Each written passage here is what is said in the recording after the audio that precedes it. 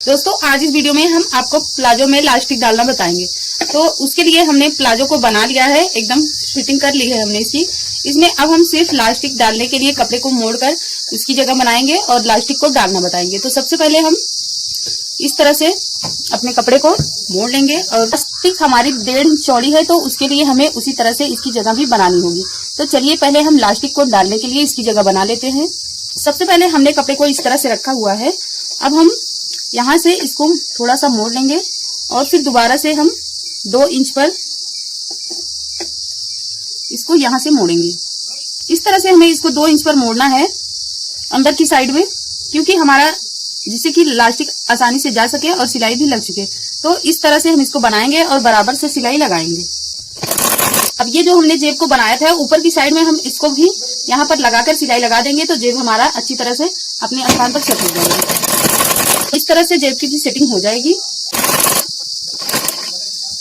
और अब जब हम इलास्टिक को हमने ये इलास्टिक वाली जगह बना ली है, अब हम इलास्टिक को डालेंगे तो हम यहाँ से 1.5 इंच 2 इंच तक सिलाई नहीं करेंगे, क्योंकि जब हम इलास्टिक डाल लेंगे इसमें उसके बाद हम इसकी सिलाई करेंगे। तो पहले हम इसे यहाँ से निकाल लेंगे, यहाँ से हमको इसे निकाल लेना है। अब हम सबसे पहले इलास्टिक को इस पिन में इस तरह से घुसाएंगे और फिर इसमें हमें इसको आराम से डालना है, हमें संभाल कर डालना है, क्योंकि इलास्टिक इधर उधर मुड़े नहीं, क्योंकि मुड़ने पर ये अच्छे से फिनिशिंग इसकी नहीं आएगी। तो हम संभाल कर इसको पिन की मदद से डाल देंगे। इलास्टिक को बीच में कहीं भी पलटने नहीं देना है।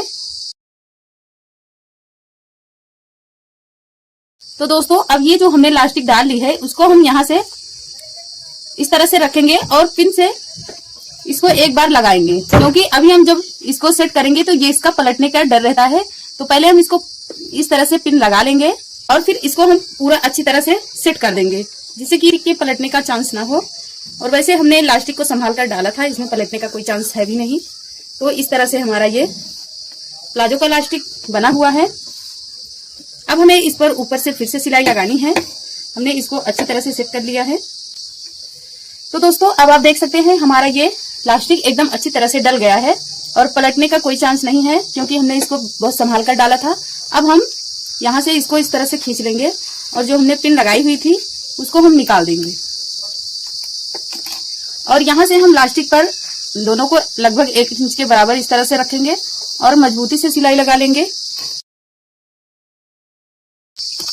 दोस्तों अब आप देखेंगे हमने इस पर मजबूती से सिलाई लगा ली है और इलास्टिक हमारी अंदर चली गई है। अब ये जो हमने थोड़ा सा कपड़ा बचाया हुआ था जहां सिलाई नहीं लगाई थी, अब हम इस पर भी पूरी सिलाई लगा देंगे। तो दोस्तों हमारा ये प्लाजो में इलास्टिक जा चुका है और हमारा ये बनकर तैयार है।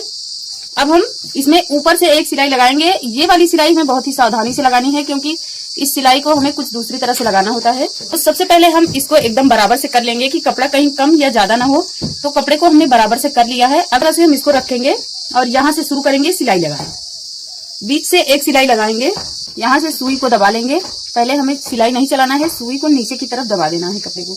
अब यहाँ से इस तरह से कपड़े को जो सिकुड़न है इसको इस तरह से पकड़ेंगे और खींच लेंगे और फिर सिलाई लगाएंगे। खींच खींच कर हमको सिलाई लगानी है। हमें बराबर से खींचना भी है, क्योंकि अगर हम बराबर से नहीं खींचेंगे तो हमारा सारा कपड़ा एक साइड में आकर रुक जाएगा। तो हम इसी तरह से कपड़े को थोड़ा थोड़ा करके खींच लिया करेंगे और सिलाई लगा दिया करेंगे।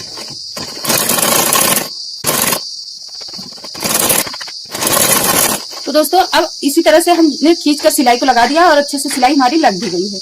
तो हमें जब इलास्टिक को डालना होता है तो हम इसी तरह से इसको डालते हैं। तो अब इस तरह से हमारा ये इलास्टिक बन चुका है।